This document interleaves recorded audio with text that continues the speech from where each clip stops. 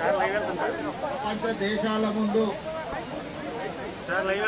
మన దేశం యొక్క పరువు ప్రతిష్టను తాకట్టు పెట్టి ఈ రోజు మన దేశ గౌరవానికి భంగం కలిగించి ప్రపంచ దేశాల ముందు భారతదేశ వ్యాపార వ్యవస్థలు అవినీతులు కూరుకుపోయినాయి. ఈ దేశంలో అనుమతులు తీసుకోవాలన్నా, ఈ దేశంలో వ్యాపారాలు చేయాలన్నా లంచాలు ఇవ్వాల్సిన పరిస్థితి వచ్చింది అని చెప్పి 75 సంవత్సరాలు కాంగ్రెస్ పార్టీ కష్టపడి ఈ దేశం యొక్క ప్రతిష్టను పెంపొందిస్తే అదానీ ప్రధాని ఇద్దరు కలిసి ప్రపంచం ముందు మన పరువు తీసింది. దీనికి సంబంధించి అమెరికా దేశంలో foreign corruption practice act FCPA చట్ట ప్రకారం అమెరికాకు సంబంధించిన సంస్థలతో పాటు అదానీ వ్యాపార సంస్థలు లంచాలు ఇవ్వజూపి లంచాలు ఇచ్చిండ్రు, చట్ట ప్రకారం చర్యలు తీసుకోమని అమెరికన్ విచారణ సంస్థ FBI నివేదికలు ఇవ్వడమే కాకుండా అక్కడ చర్యలు చేపట్టడానికి అక్కడి ప్రభుత్వం పూనుకున్నది. ఆ సందర్భంలో దేశ పరువు ప్రతిష్టను మంటగలిపిన అదాని మీద విచారణ జరగాలి.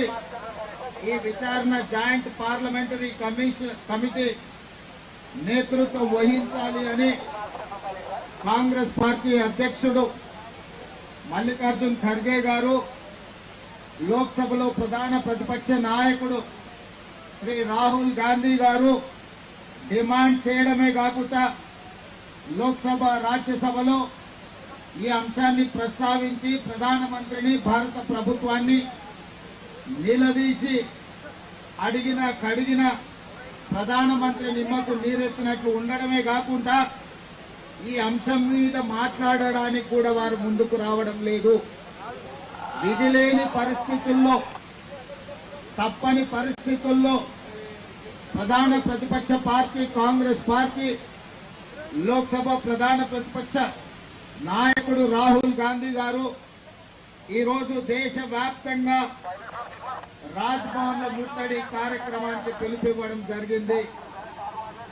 దేశవ్యాప్తంగా రాజ్భవన్ల ముట్టడి కార్యక్రమంలో భాగంగా తెలంగాణ కాంగ్రెస్ పార్టీ పిసిసి అధ్యక్షుడు మహేష్ కుమార్ గౌడ్ గారి నాయకత్వంలో తెలంగాణ రాజ్భవన్ ముట్టడి కార్యక్రమాన్ని తీసుకొని ఈరోజు ఉప ముఖ్యమంత్రి వర్యులు భట్టి విక్రమార్క గారు, ఏఐసిసి ఇన్ఛార్జ్ దీపాదాస్ మున్సీ గారు, మిగతా మంత్రివర్గ సహచరులు, పార్లమెంట్ సభ్యులు, శాసన మండలి సభ్యులు, శాసన సభ్యులు, గ్రేటర్ హైదరాబాద్ మేయర్తో పాటు కార్పొరేటర్లు, ఇతర ముఖ్యమైన నాయకులు వేలాది మంది ఈరోజు ఏఐసిసి పిలుపు మేరకు రాజ్భవన్ ముట్టడి కార్యక్రమంలో పాల్గొనడం జరిగింది.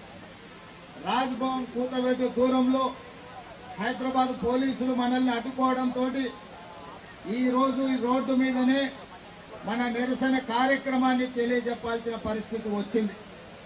ఈరోజు చాలా మంది అనుకుంటున్నారు, మీడియా మిత్రులు, తెలంగాణ రాష్ట్ర ముఖ్యమంత్రి అయిన రేవంత్ రెడ్డి, ఉప ముఖ్యమంత్రి గారు, మంత్రివర్గ సహచరులు ప్రభుత్వమే ధర్నాలా కూర్చోవడం ఏంది అని. కొంతమందికి ఈరోజు మేము తెలుపుతున్న నిరసన నచ్చకపోవచ్చు, కొంతమందికి కడుపులో కొంచెం నొప్పిలు ఇవ్వచ్చు.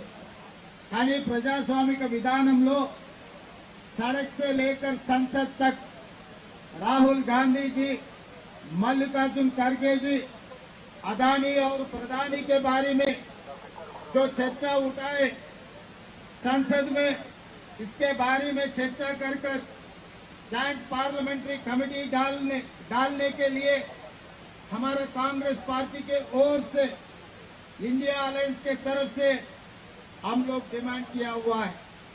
और लोकसभा स्पीकर, राज्यसभा चेयरमैन से भी विपक्ष ने बात